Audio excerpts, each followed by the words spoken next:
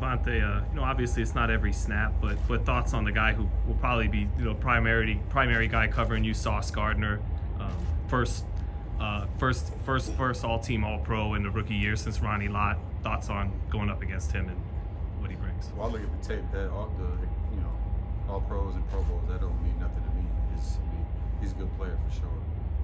He's got good tape and got a lot of good measurables, and he's deserving of the attention that he's gotten for sure since he's been in the league. But bringing up the first team All Pro and all that, like you got to line it up every snap at the end of the day. So the past accomplishments and stuff don't mean anything, for anybody, but especially in this instance. You guys, last week was kind of a condensed week with everything that happened. Now that you have a full week here, do you anticipate maybe some more changes to the office or more wrinkles that you guys can put in?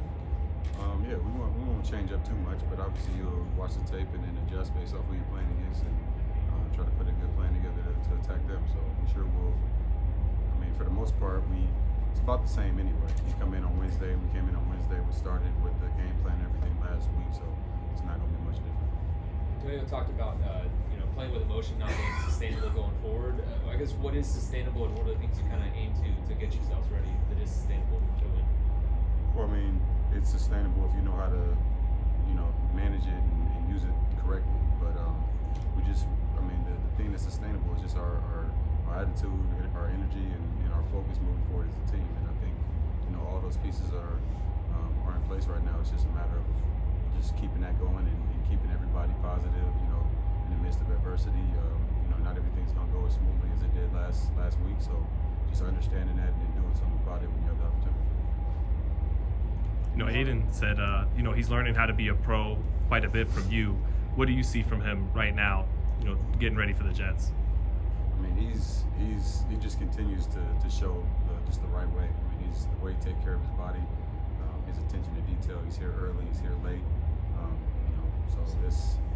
So it's impressive to see because there's been a lot of things, a lot of distractions in a way. And he's been one of the most focused people probably in this building since the beginning, and just waiting on his opportunity and not praying on anybody's downfall, but just there in the event that his number gets called, and it has a couple times, and he's answered. So he's got a lot that he's done to feel confident about moving forward. You just got to stay with it.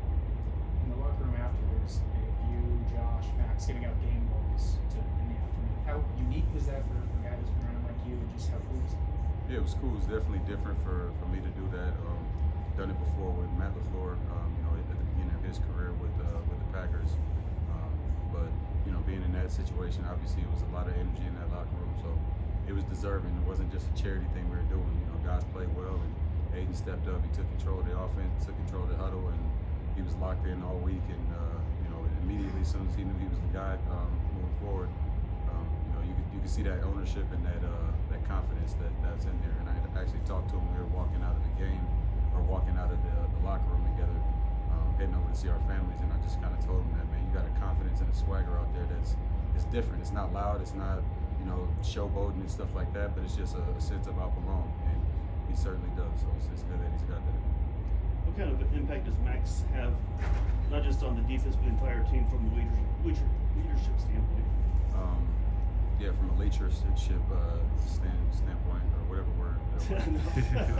I couldn't say it. Yeah. No, he's a great leader, and he's the ultimate lead by example guy.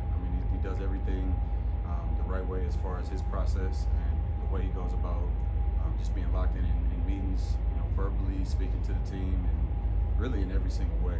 He kind of embodies what it means to be a captain, and he pushes me, in times where I'm on a drought or whatever, and it's kind of hard to get going, myself. I just go out there sometimes and watch him, and I told him actually today, I'll stand up and watch him on the sideline when they're out there, and it'll give me some juice just seeing how hard he plays, and for him to be as good of a player as he is, and have that motor and that type of tenacity and intentionality with what he does, it's really unheard of. I don't think I've ever seen it.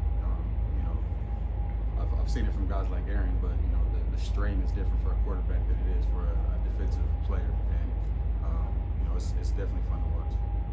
Did you feel like Maxx getting the team cigars and everything, that's kind of reestablishing what this franchise was about, kind of rebel identity, do your own thing, not as corporate as maybe other teams, and what do you think of all that and the culture of the team? Well, I don't look at what the cigars thing as something that's not as corporate. I mean, it's definitely different in the middle of the season, but at the end of the day, you know, we don't this building and anybody that's dealt with the type of adversity that we have this year and just the ups and downs and all the negative attention and a lot of drama and stuff, you know, they'll never understand why we had that feeling and why it led to cigars being, you know, lit in the locker room. Obviously, not everybody agrees with it, but you know, you won't last in this league if you care too much about what other people think and how they feel about what you do. You're not a part of this team. You know, it's going to be hard to understand why it was necessary to happen. You know, we're not going to light up cigars every single week, but you know, based off of the changes that were made and you know the way that this team rallied together, it was definitely warranted for something like that to happen. And now we just got to make it normal. That way, we don't have to light cigars in the locker room after, you know, regular season wins. All good?